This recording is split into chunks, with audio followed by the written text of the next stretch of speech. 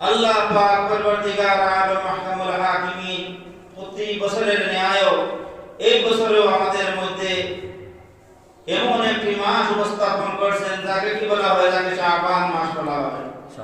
আর এই সামনে যে রাতটা আছে সেই রাতটি হলো শবে বরাতের রাত। সেই শবে বরাতের রাতটি ফজিলতওয়ালা রাত, গুরুত্বপূর্ণ রাত, এতে কোনো সন্দেহ নাই। আল্লাহ পাক পরবর্তীকার আলম আহকামুল হাকিমিন আমাদের সামনে শবে বরাতের মতো একটা গুরুত্বপূর্ণ রাত আল্লাহ রাব্বুল আলামিন আহকামুল হাকিমিনের দিন আমাদের মধ্যে উপস্থাপন করেছেন, আমাদেরকে দান করেছেন। আমরা শবে বরাতের মতো একটা গুরুত্বপূর্ণ রাত এই বছর আমরা পেয়েছি। এই জন্য আল্লাহ রাব্বুল আলামিনের দরবারে আমরা আবার লাখো লাখো শুকরিয়া আদায় করি। আমরা সবাই বলি আলহামদুলিল্লাহ। আলহামদুলিল্লাহ। আল্লাহ তো নিজে বলেছেন, লা ইন শাকারতুম লাযিদান্নাকুম ওয়া লা ইন কাফারতুম ইন্না আযাবি লাশাদীদ। আল্লাহ বলেছেন, তোমরা যদি আমার কৃতজ্ঞতা প্রকাশ করো, আমার যদি শুকরিয়া আদায় করো, আমি কত নিয়ামত তোমাদেরকে দান করেছি। এমন কি এখন তোমাদের সামনে শবে বরাতের মতো একটা রাত, এটাও আল্লাহর একটা নিয়ামত। আল্লাহ বলেন শবে বরাতের মতো একটা রাত, এটাও আল্লাহর নিয়ামত। এই নিয়ামত আল্লাহ রাব্বুল আলামিন আহকামুল হাকিমিন আমাদের সামনে উপস্থাপন করেছেন।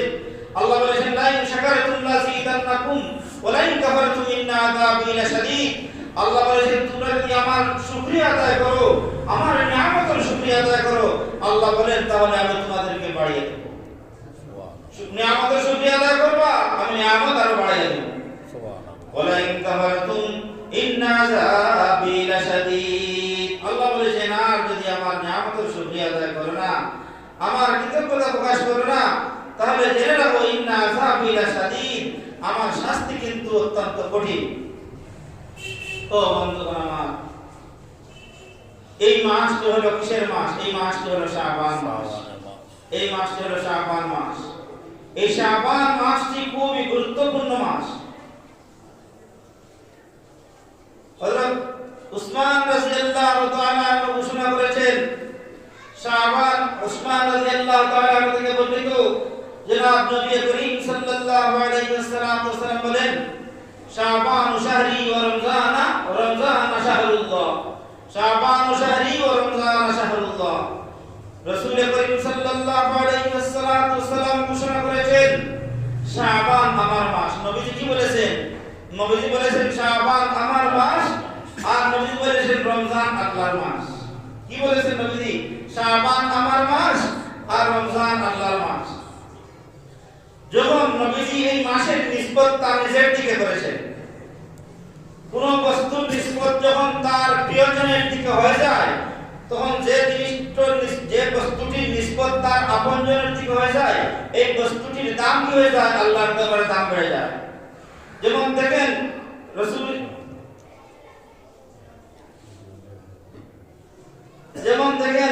করিম সাল্লাল্লাহু আলাইহি ওয়াসাল্লামের একটা গোলাম ছিল, তার নাম ছিল যায়েদ ইবনে হারেসা। কি ছিল? যায়েদ ইবনে হারেসা।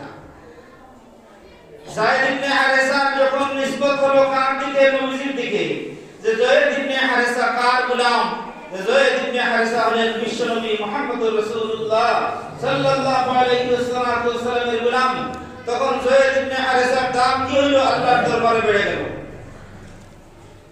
যায়েদ ইবনে হারেসার দাম বর্তমান পৃথিবীতে যত রাষ্ট্র প্রধানরা আছে, যত এমপিরা আছে, মন্ত্রী মিনিস্টার আছে, সকলকে যদি এক পাল্লায় রাখা হয়, আর একটা রাসূল সাল্লাল্লাহু আলাইহি ওয়াসাল্লামের গোলাম যায়েদ ইবনে হারেসাকে এক পাল্লায় রাখা হয়, আল্লাহর কসম, যায়েদ ইবনে হারেসার দাম আল্লাহর দরবারে কোটি কোটি গুণ বেশি। কেন? নবীজির গোলাম। নবীজির দিকে ইঙ্গিত হওয়ার কারণে ওই গোলামের দাম আল্লাহর দরবারে বেড়ে গেল। যেমন দেখেন মসজিদে নববী, দুনিয়ার মধ্যে কত মসজিদ আছে, সবচেয়ে সম্মানী মসজিদ কি? বাইতুল্লাহ। এরপরে মসজিদে নববী। এই মসজিদে নববীর এত সম্মান কেন হলো? এই মসজিদের নিসবত কার দিকে করা হয়েছে? এই মসজিদের নিসবত করা হয়েছে নবীজির দিকে। কার দিকে? আপনার আমার পয়গম্বরের দিকে। এই মসজিদ কার? নবীজির মসজিদ। এই মসজিদ কার? নবীজির মসজিদ। এটা মসজিদে নববী।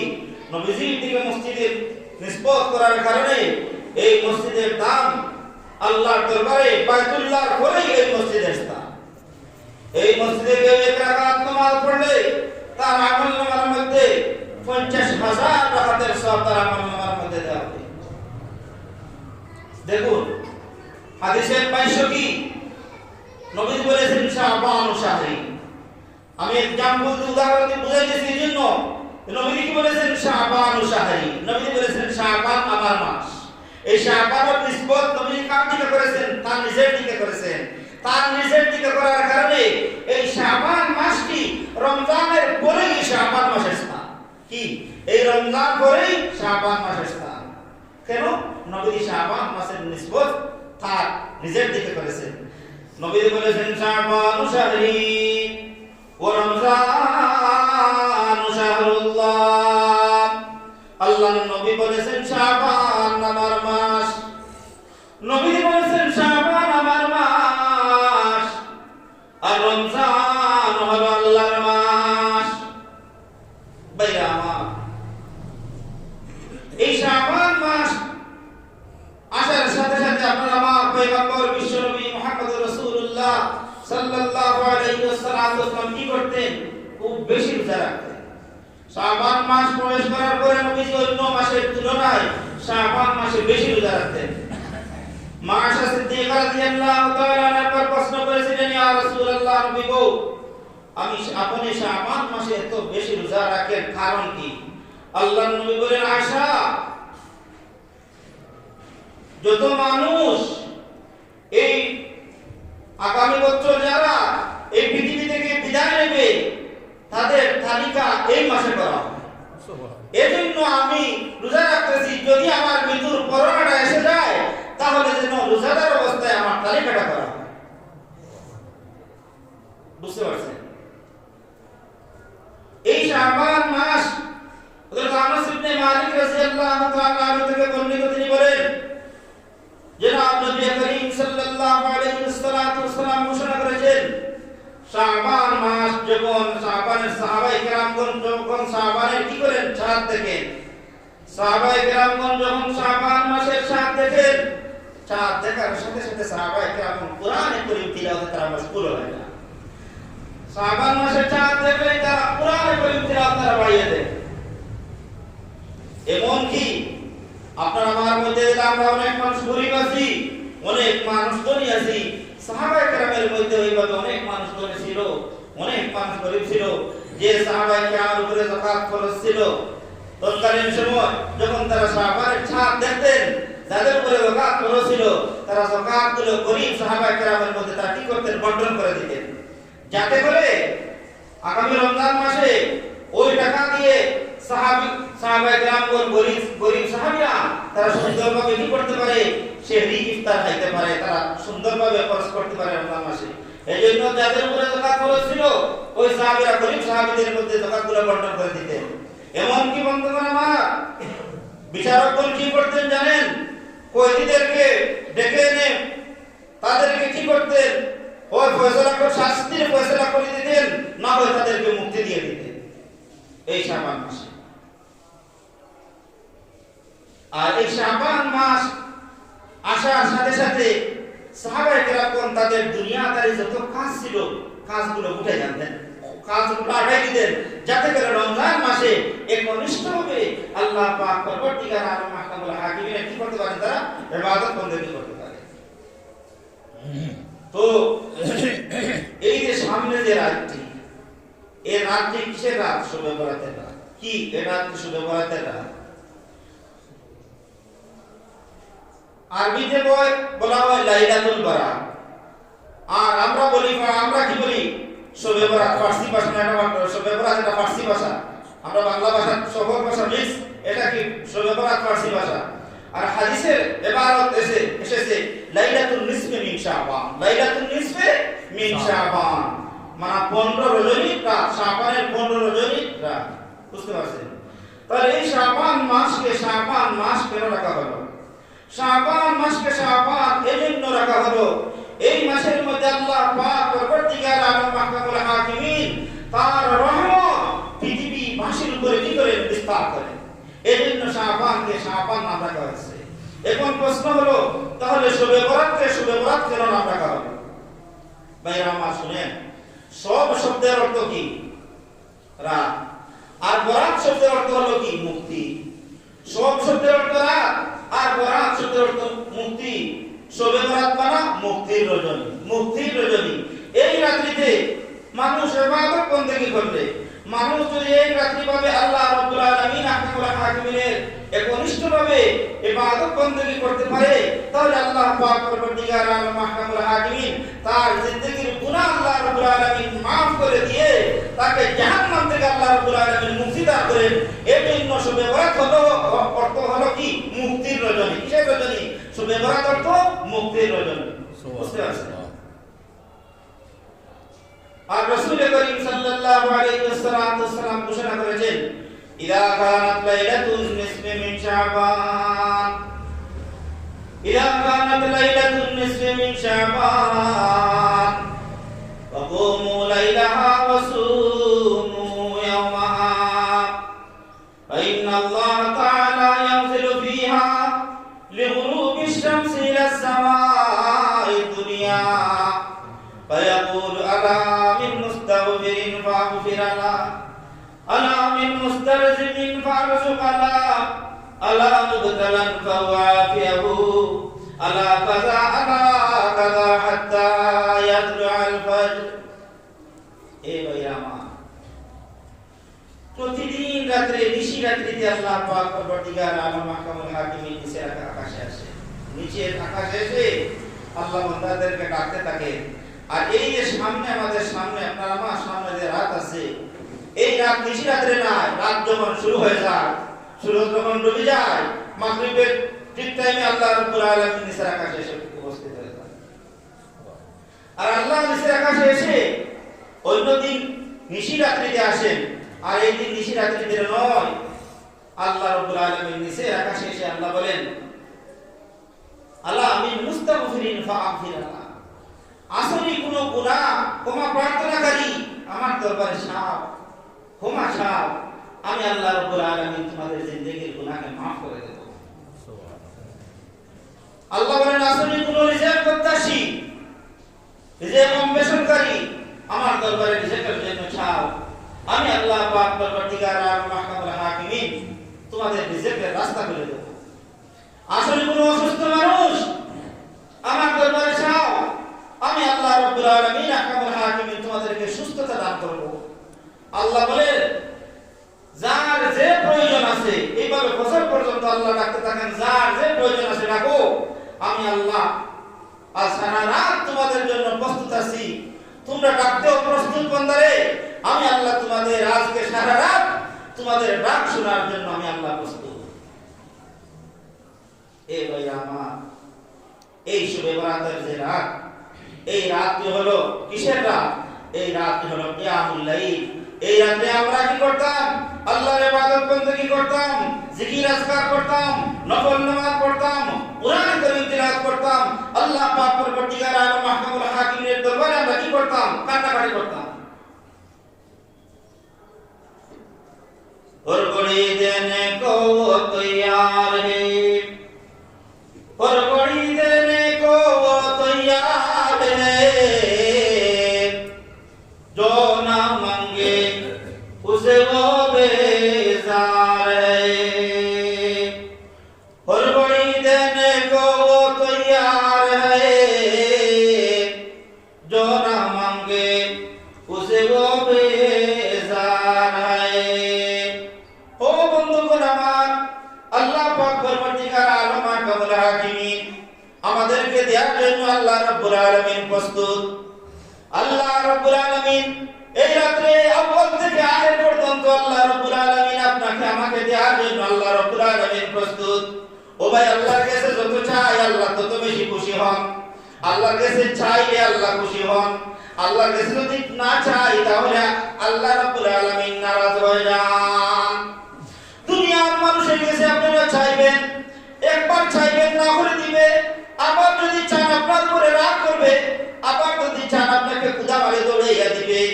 মানুষের দুনিয়ার মানুষের নিকটে যত বেশি চান মানুষ তত বেশি কি হয়? বেজার হয়, নারাজ হয়।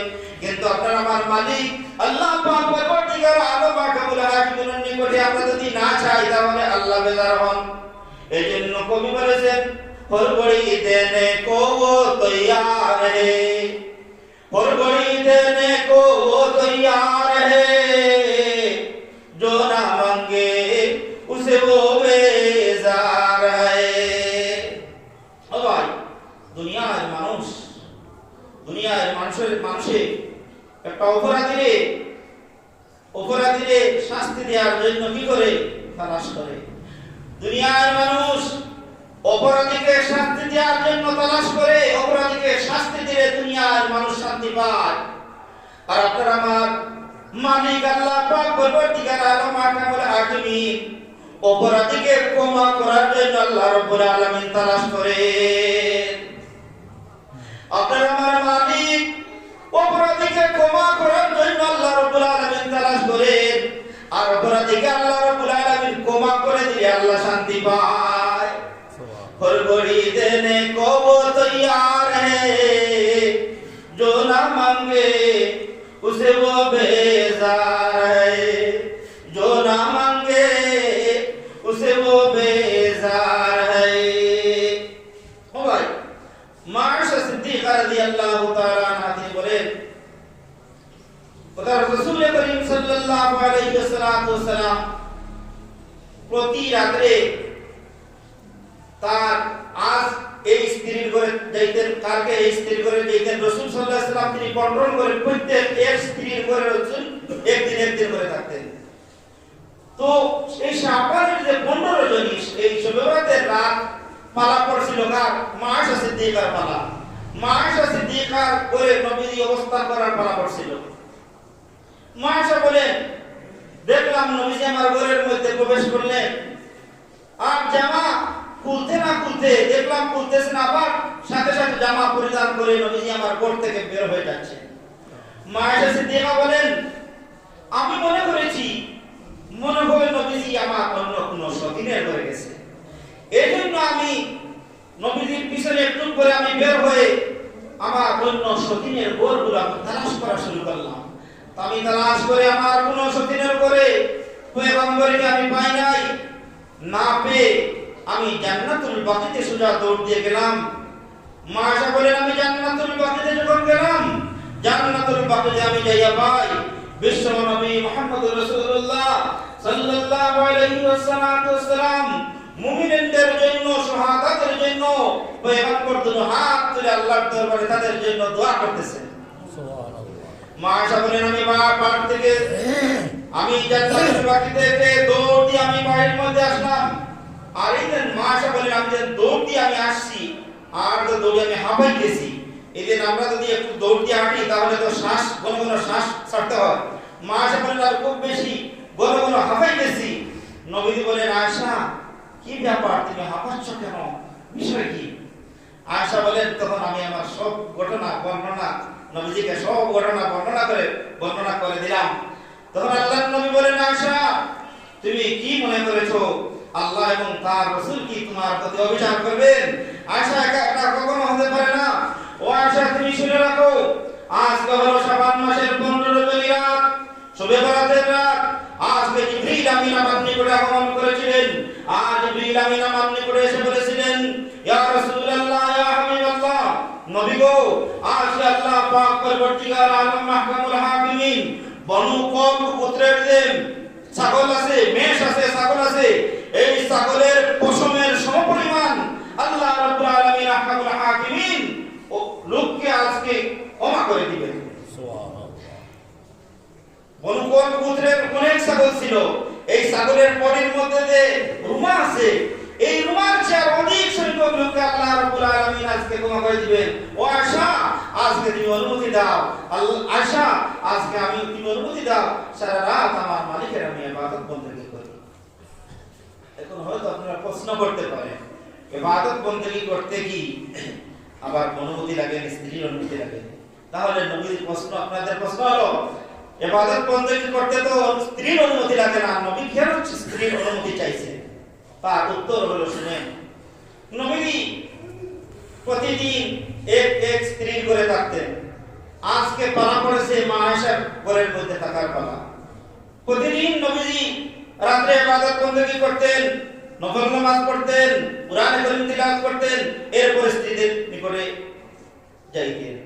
আর আজকে তো এই যে জিবরিল আমিন এসে বলেছেন আজকে রাতটি খুব গুরুত্বপূর্ণ রাত, এজন্য আজকে নবীজি অন্য রাতের তুলনায় আজকে ইবাদত বন্দেগী আরো বেশি করবেন। আর আয়েশা রিপোর্টের সময়টা একটু অন্য দিনের তুলনায়, অন্য তারিখের তুলনায় আজকে সময়টা একটু কম কাটাবেন। এজন্য নবীজি বলতেছেন আয়েশা আমাকে অনুমতি দাও। বুঝতে পারছেন তো?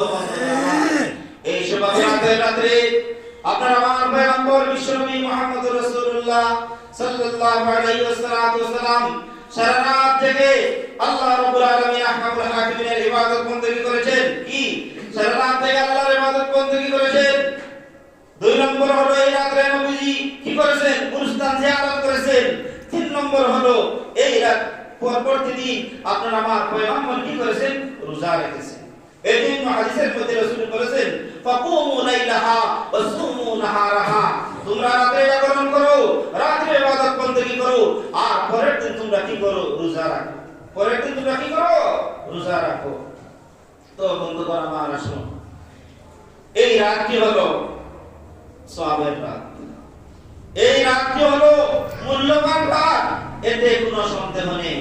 হয়তো আপনারা প্রশ্ন করতে পারেন এবার শুনেন, কোন রাতকে শ্রেষ্ঠত্ব দান করা, কোন রাত একটা রাতকে শ্রেষ্ঠত্ব দান করা, কোন একটা দিনকে শ্রেষ্ঠত্ব দান করা, কোন একটা মাসকে শ্রেষ্ঠত্ব দান করা, কোন একটা সময়কে শ্রেষ্ঠত্ব দান করা, এটা দুনিয়ার কোন মানুষের সাধ্যের ভিতরে না দুনিয়ার মানুষের সাধ্যের বাড়া? দুনিয়ার মানুষের সাধ্যের বাইরে। আমরা যদি সবাই ঐক্যবদ্ধ হইয়া যদি বলি শুক্রবার শ্রেষ্ঠ, আল্লাহ আমার মুসলিম জাতিকে শুক্রবার শ্রেষ্ঠত্ব আল্লাহ দান করেছেন, আমরা শুক্রবার না, আমরা সব মুসলমান ঐক্যবদ্ধ হইয়া আমরা সোমবারকে আমরা কি করি? গুরুত্ব দেই, সোমবারকে শ্রেষ্ঠত্ব করি। এটা কি শ্রেষ্ঠত্ব হবে? এটা কি ফজিলতওয়ালা হবে? তাহলে কোন রাতকে শ্রেষ্ঠত্ব দান করা, কোন সময়কে শ্রেষ্ঠত্ব দান করা, কোন দিনকে শ্রেষ্ঠত্ব দান করা, এটা কার কাজ? এটা আল্লাহর কাজ। এটা আল্লাহর কাজ।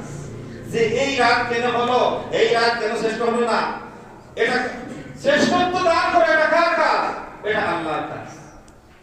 ভাইরা আমার দেখেন, এই সৃষ্টি জীবের মধ্যে আল্লাহ রাব্বুল আলামিন এই গোটা পৃথিবীর তার মখলুকের মধ্যে বেশি সংখ্যক তাকাইয়া দেখা যায় চারটা বস্তুকে, অধিকাংশ ক্ষেত্রে চারটা বস্তুকে আল্লাহ শ্রেষ্ঠত্ব দান করেছেন।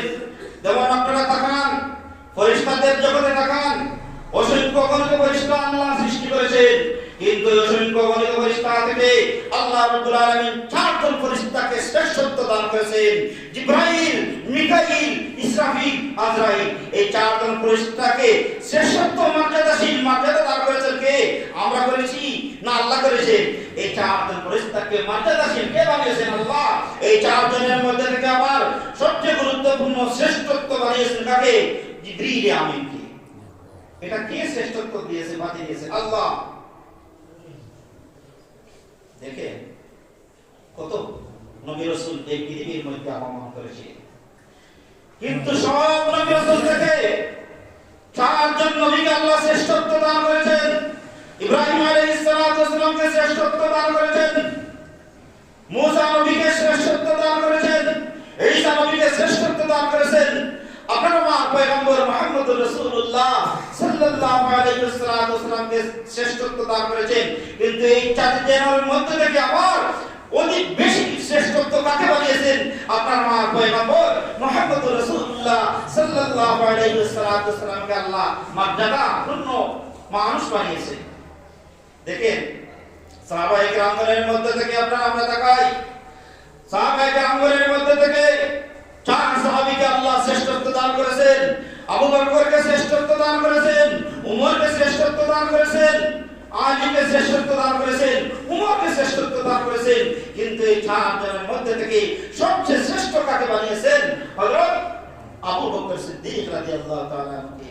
তো আমার কথা বলার উদ্দেশ্য হলো যে কোন রাত, দেখেন এই যে শবে বরাতের রাত, এইভাবে চার রাতকে আল্লাহ শ্রেষ্ঠত্ব বানিয়েছেন। দেখেন দুই ঈদের রাত, ঈদের রাতের গুরুত্ব আছে।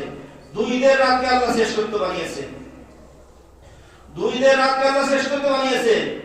এরপরে রাতকে আল্লাহ শ্রেষ্ঠত্ব বানিয়েছেন, শবে বরাতের রাতকে আল্লাহ শ্রেষ্ঠত্ব বানিয়েছেন। কিন্তু দেখেন এদের মধ্যে থেকে শবে বরাত, এদের মধ্যে থেকে শবে কদরকে আল্লাহ রাব্বুল আলামিন কি করেছে? মর্যাদা সম্পূর্ণ রাত বানিয়েছেন। তাহলে এই কোন রাত গুরুত্বপূর্ণ ফজিলতওয়ালা, কোন দিন ফজিলতওয়ালা, কোন সময় ফজিলতওয়ালা, এটা বান্দা ইখতিয়ারের বাইরে, এটা বান্দার কিছু না। আল্লাহ এটা কার কাজ? আল্লাহর কাজ। এটা আল্লাহ বানিয়েছে। এই জন্য আমরা কি করতাম? আমরা এই রাতে কি করতাম? এই রাতে আমরা আল্লাহর ইবাদত বন্দেগী করতাম, আল্লাহর নিকটে কান্নাকাটি করতাম। নবীজি বলেছেন আবকু ফাইলাম তাবকু ফাতাবাকু। আল্লাহ নবীজি বলেছেন তোমরা কাঁদো, চোখ থেকে পানি বের করো। যদি চোখ থেকে পানি বের না হয় তাহলে কাদার বান করো। কাদার কি করো? বান করো। বন্ধুগণ আমার, হাদিস শরীফের মধ্যে এসেছে, হাদিস শরীফের মধ্যে এসেছে বিশ্ব নবী মুহাম্মদুর রাসূলুল্লাহ সাল্লাল্লাহু আলাইহি ওয়াসাল্লাম বলেছেন, নবী বলেছেন আমি দেখলাম আমার এই উম্মত জাহান্নামের আগুনে কি করতেছে। এমন সময় সে দুনিয়ার থাকাকালীন অবস্থায় ক্রন্দন করেছিল, আল্লাহর ভয়ে ক্রন্দন করেছিল। এই আল্লাহর ভয়ে যে ক্রন্দন করেছিল, এই ক্রন্দনের তার এক কাতরা চক্ষুর পানি তাকে জাহান্নামের আগুন থেকে ধাক্কা দিয়ে তাকে জাহান্নামের বাইরে বের করে দিয়েছিল।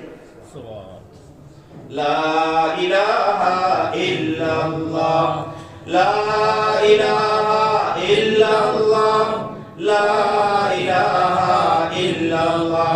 এজন্য বন্ধুগণ আমার, আল্লাহ পাক পরবর্তীকার আলম মাহকামুল হাকিমিন আমাদেরকে বলেছেন ইয়া আইয়ুহাল্লাযীনা আমানু তুবু ইলাল্লাহি তাওবাতান নাসুহা। ও ঈমানদারগণ, তোমরা আল্লাহর দরবারে কি করো? তওবা করো। এই যে সামনে রাত, এই যে শবে বরাতের রাত, এটা তওবা করার রাত। ও ঈমানদারগণ, তোমরা আল্লাহর দরবারে তওবা করো, তওবায়ে নাসুহা, খালিস নিয়তে একনিষ্ঠভাবে আল্লাহর দরবারে তোমরা তওবা করো। আসা রাব্বুকুম আইয়ুকাফিরা আনকুম সাইয়্যাতিকুম ওয়া ইউদখিলাকুম জান্নাতিন তাজরি মিন তাহতিহাল আনহার। আল্লাহ রাব্বুল আলামিন আহকামুল হাকিম, তোমরা যদি খাঁটিভাবে তওবা করতে পারো তাহলে আল্লাহ পাক পরবর্তীকার আলম আহকামুল হাকিমিন তোমাদের জিন্দেগীর গুনাহ maaf করে দিয়ে আল্লাহ রাব্বুল আলামিন আহকামুল হাকিমিন তার তৈরি জান্নাতের মধ্যে তোমাদেরকে প্রবেশ করাইয়া দিবে। এই জন্য বন্ধুগণ আমার, আসুন এই আমাদের সামনে যে রাত্রি আসছে, এই রাত্রি আমরা কি করে তওবা করি। আত-তাইবু মিনাজ যামবি কামাল্লা যামবালা। বিশ্ব নবী মুহাম্মদুর রাসূলুল্লাহ সাল্লাল্লাহু আলাইহি ওয়াসাল্লাম ঘোষণা করেছেন, বান্দা যখন আল্লাহর দরবারে তওবা করে আল্লাহ রাব্বুল আলামিন বান্দাকে এমন ভাবে ক্ষমা করে দেন যেন বোঝা যায় বান্দা কোনদিন কোনো গুনাহই তার ছিল না, বান্দার কোনো গুনাহই ছিল না। এমন ভাবে আল্লাহ বান্দাকে কি করে? পাক সাফ করে দেন। বাইরা আমার, বান্দা যখন আল্লাহর দরবারে কাকুতি মিনতি করে, আল্লাহর দরবারে কান্নাকাটি করে, তখন আল্লাহ পাক পরবর্তীকার আলম আহকামুল হাকিমিন ফেরেশতাদেরকে ডাকতে বলেন ইয়া মালাইকাতি, ইয়া মালাইকাতি قد استحييت من عبدي ولا رب غيري। ও আমার ফেরেশতারা, তোমরা একবার তাকাও, তোমরা তাকায় দেখো আমার বান্দা গুনাহ করেছে ঠিক, কিন্তু গুনাহ করে কোন বুঝতে পারেছে তার একজন মালিক আছে, তার মালিক তাকে পাকড়াও করবে। এখন আমার বান্দা বিলাস হইয়া আমি মালিকের দরবারে এসে কান্নাকাটি করতেছে, ফেরেশতারে আমার বান্দার গুনাহকে maaf না করলে আমি আল্লাহ লজ্জিত হই। গুনাহ করে বান্দা গুনাহ করে আর মালিককে maaf না করলে তিনি বলেন আমি যদি তাদেরকে ক্ষমা না করি আমার আল্লাহর জাতের শরম লাগে। করম বি ওয়া লুতফে খুদা বন্দেগার, করম বি ওয়া লুতফে খুদা বন্দেগার, গুনাহ বান্দা করদাস ওবুশুরে মাসার, করম বি ওয়া লুতফে খুদা বন্দেগার, গুনাহ বান্দা করদাস ওবুশুরে মাসার। ও ভাইরা আমার, আমরা গুনাহ করি আর মালিককে যদি maaf না করেন তাহলে মালিক লজ্জিত হন। আসুন এই আমাদের সামনে যে রাতটি এসেছে এই রাতটি গুরুত্বপূর্ণ রাত, এতে কোনো সন্দেহ নেই। আমরা কেউ যেন এটা না বলি যে এই রাতটি কি নয়, গুরুত্বপূর্ণ নয়। এই রাতটি গুরুত্বপূর্ণ। শুনেন, 10 জন সাহাবী, নবীর 10 জন সাহাবী, হযরত আলী, হযরত আবু মুসা আশআরী, আনাস ইবনে মালিক, এইভাবে 10 জন সাহাবায়ে কেরামগণ এই শবে বরাতের রাতের ফজিলতের কথা বর্ণনা করেছেন। আর সব মুসলমানগণ একমত, as-সাহাবাতু কুল্লুহুম উদুল, প্রত্যেক সাহাবায়ে কেরামগণ ন্যায়পরায়ণ, প্রত্যেক সাহাবীরা কি ন্যায়পরায়ণ। অতএব এই রাত যে গুরুত্ব নাই এটা বললে চলবে না। বন্ধুগণ আমার, তাফসীরে রূহুল মানির মধ্যে শবে বরাতের ফজিলতের কথা উল্লেখ আছে, তাফসীরে মারিফুল কুরআনে শবে বরাতের ফজিলতের কথা উল্লেখ আছে, তাফসীরে জালালাইন শরীফে শবে বরাতের ফজিলতের কথা উল্লেখ আছে। এমন কি বাইহাকি হাদিসের কিতাব বাইহাকি শরীফে শবে বরাতের ফজিলতের কথা উল্লেখ আছে। এমন কি সুনানে আবু দাউদ শরীফে এই শবে বরাতের ফজিলতের কথা উল্লেখ আছে। মিশকাত শরীফের হাদিসে শবে বরাতের ফজিলতের কথা উল্লেখ আছে। আর কত থাকতো। এইজন্য আসুন আমরা কি করি, আমরা এই যে সামনে যে রাত আছে এই রাতটি আল্লাহ রাব্বুল আলামিনের ইবাদত বন্দেগী করি। আপনারা শুনেন, এই বাংলাদেশের মধ্যে কত উলামায়ে কেরামগণ অতিক্রম করেছে। এমনকি আমাদের এখানে এই মশাইখ বাইনতুরি রহমাতুল্লাহ আলাইহি, আপনারা অবশ্যই নাম শুনেছেন, উনি কাবা শরীফে সেখানে ইমাম সাহেবের ভুল ধরেছেন। আপনারা জানেন যুগ শ্রেষ্ঠ আলেম ছিলেন। যদি শবে বরাতের কোনো কিছু না থাকতো তাহলে তো উনি তো আমাদেরকে নিষেধ করে যাইতেন, ঠিক কি না? উনি তো আমাদেরকে নিষেধ করে যাইতেন। উনি কি আমাদেরকে নিষেধ করেছেন? বলছেন নি বলে দিন এইভাবে কোনো কথা কে বলতে পারবো যে শবে বরাত বলতে কিছু নাই? উনি কি কোনো কিছু বলেছেন? কখনো না, কখনো না। আসুন, এই বাংলাদেশের মধ্যে, এই উপমহাদেশের মধ্যে তার দেওয়ান আছে, এই উপমহাদেশের মধ্যে যুগ শ্রেষ্ঠ আলিমগণ তারা অতিবাহিত হয়েছে। কেউ কোনোদিন তার জবান থেকে এই কথা বের হয় নাই যে শবে বরাত নাই, এটা কোনোদিন বের হয় নাই। আমিও আপনাদের সম্মুখে শুধু আপনারা হয়তো বলতে পারবেন আলিম দলিল কি আলিম দলিল নাই। আমি কোরআন হাদিস দিয়ে বলতেছি, হাদিসের 3টা কিতাবের কথা বলেছি, তাফসীরের কিতাবের কথা বলেছি। এগুলোর মধ্যে শবে বরাতের কথা উল্লেখ আছে। 10 জন সাহাবায়ে কেরাম থেকে সাবিত আর কি থাকতো। আসুন আমরা যে রাত আছে এই রাতের সামনে রাতে আমরা কি করি, আল্লাহর ইবাদত বন্দেগী করি, আল্লাহর গোলামি করি। আর মুর্তাদ আমাদের মা বাবা দাদা দাদি গোষ্ঠী যারা দুনিয়া থেকে বিদায় হয়ে গেছেন তাদের জন্য আমরা আল্লাহর দরবারে কি করি, দোয়া ইস্তেগফার করি। ওয়া আখির দাওয়ানা আলহামদুলিল্লাহ।